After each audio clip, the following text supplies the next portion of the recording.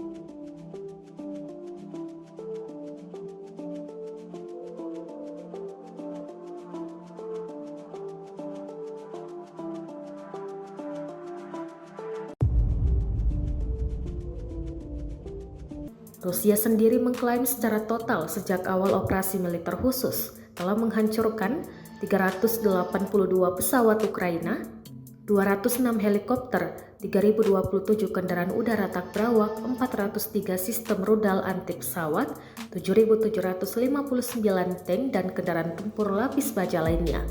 Sedangkan Ukraina menyebut Rusia harus kehilangan 870 pasukannya pada Senin 6 Februari kemarin.